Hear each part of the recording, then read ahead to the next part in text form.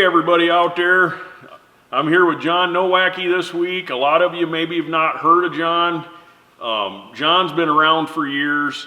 He's kind of been behind the scenes on a lot of stuff. I met John the first time it was in 2010, I believe, when we did our first Gas Guzzy show, the Off-Road Truck Show Challenge.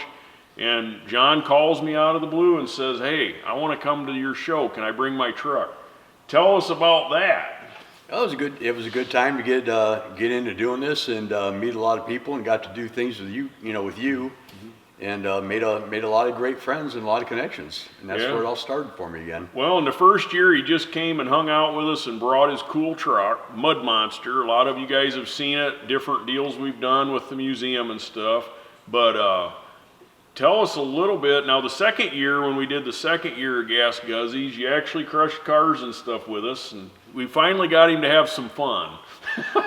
Well, I was even then I was scared of doing it a little bit. I only had 2.5 ton Rockwell axles under it, and I've owned that truck from day one. I ordered it brand new at the end of 1977, and I was worried about jumping up on the cars and driving off them and busting a wheel off and rolling the truck. So I babied it pretty hard, and I'm almost kind of a little bit embarrassed at how slow I went in that video. Yeah, but that's all good, because I mean that truck, it is a beautiful piece, and owning it since it was new, it'd be hard to.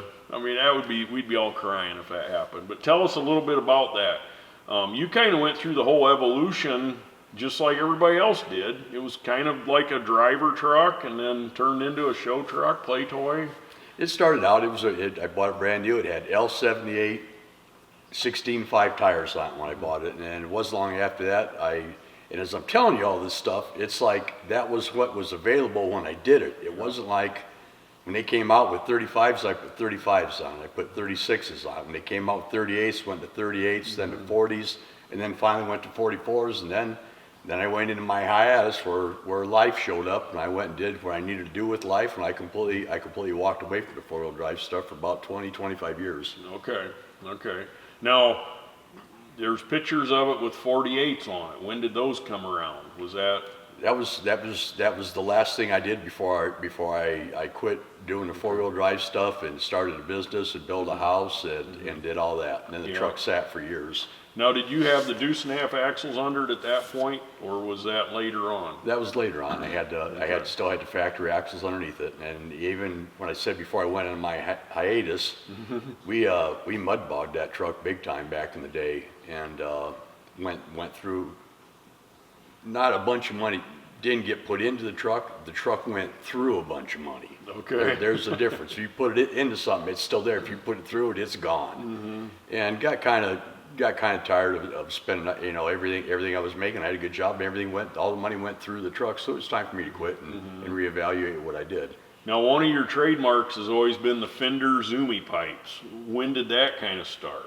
I think, well, before I ever got in the truck deal, I really was into drag racing, and I had aspirations in high school to drive a fuel funny car. And after people were getting hurt and burned, I decided that was not for me, and maybe an alcohol car was the way to go, and then even that. And then they came out with, the four-wheel drive stuff came on, instead of 35s and a 4-inch kit. That was the big truck back in the day, and that's where I walked away from that stuff and I got into the four-wheel drives. Okay. Now there's a really cool picture, and we'll share it with everybody, with your truck and then your buddy's truck, and I believe it's a Ford, and you guys both had Zoomy pipes, and it's such a classic picture. About when would that have been? Probably in the early 80s? That would have been the early 80s. It was my good friend Tim Winkle, and we were alias Smith and Jones. And there's a lot of stories from back in the day that this is a family program, and we won't go into any of that stuff, but it was a real good time in life, and I don't think I could do it again or would want to do it again, but we lived a full life back then. Now, you're still buddies with him now, right? Yeah. And now you guys have went into some other adventures together. Tell us a little bit about that. Well, he quit doing everything for years too, just about the same time I did, and I got back into the mud deal. I bought another friend of mine had a half-ton Ford pickup, four-wheel drive. It had 40s on it. It was beat. I don't think there was a straight part on this truck. As a matter of fact, we call it the Dolly Parton truck. Now, I know this is a family show, so we're going to keep it clean. I'm not liking where your mind is going here. It was a Dolly Parton truck because it had truck of many colors. It had green parts on it, it had red fenders, a white door, but in your defense, it did have 40s on it. And started doing that, and that was just, you know, there wasn't any competition, any rent like that, just going out in the field like they do at Trucks Gone Wild and that kind of stuff now, but had a blast doing it again, and that's where the hook got reset, and I kind of came back and started doing it again. Okay. Now you guys have got into some other mud trucks and stuff too. Tim still wasn't doing it, and got rid of that truck and bought a 1-ton Chevy. That was pretty rough again, and started doing stuff with that, and that got painted up like Mud Monster 1, and we called that the Evil Twin because I had the body paint on it, had the zoomies up, fender and that, and I knew Tim was coming to one of the events that we were going to, so I thought, you know what, I'm gonna put him in the truck and I'm gonna have him drive, and he drove that day, and it had 44s on it, boggers and that, and he had time of his life, and talked me into buying this little roadster that he bought that had a little 318 Chrysler motor in it, had little tires on, but that's basically the same chassis that he's got now. Okay. But after that, things changed. Okay. First, we went to a big block, injected alcohol motor in it, and it ran good. Did that, and I said, man, we need to do something with this. We need to get rid of those. We need to put some rotary mufflers on that. And I kind of invented my own intake manifold setup that we have for that, the way I control the air that goes into the turbos and turbocharge that alcohol, and now it's making stupid power.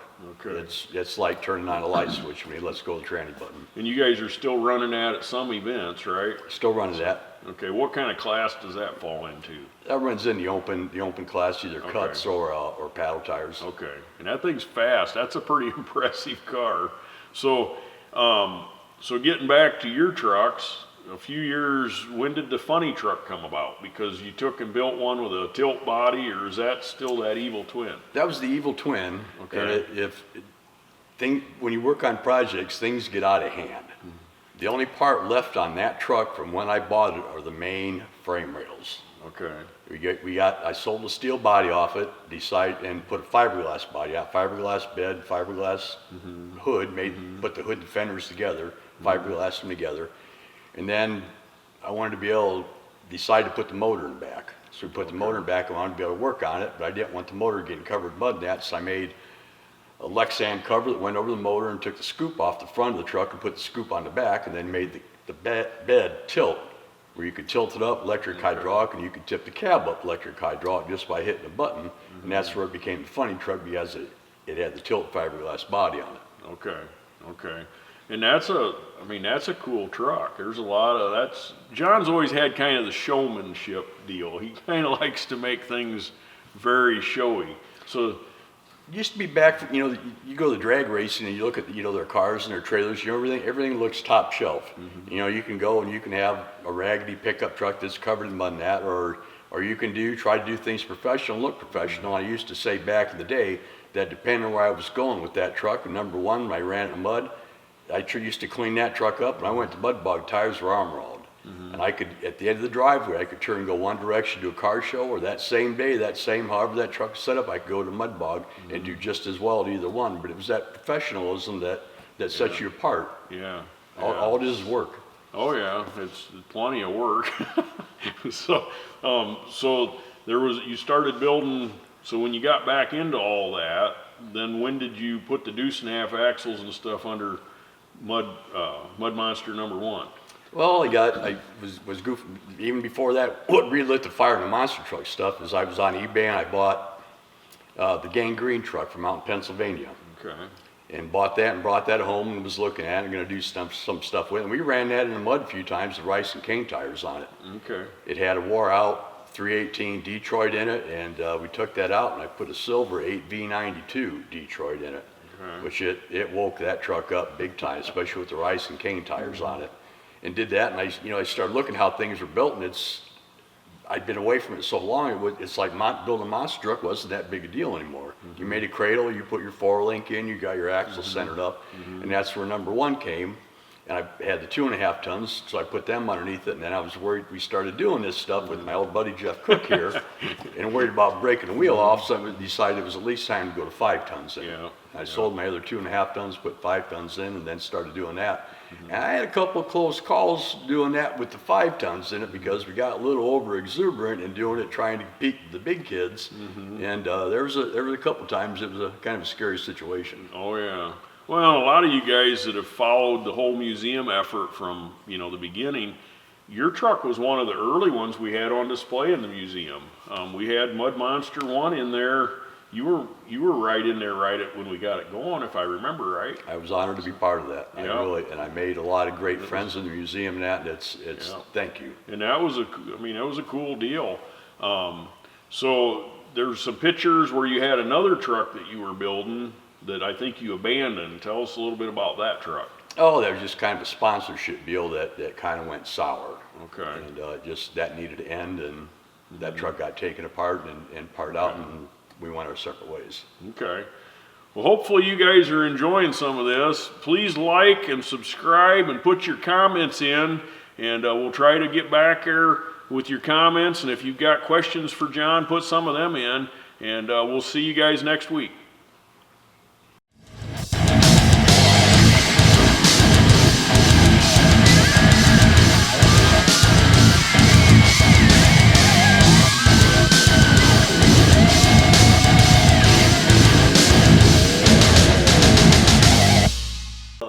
No, you don't record this. Oh, don't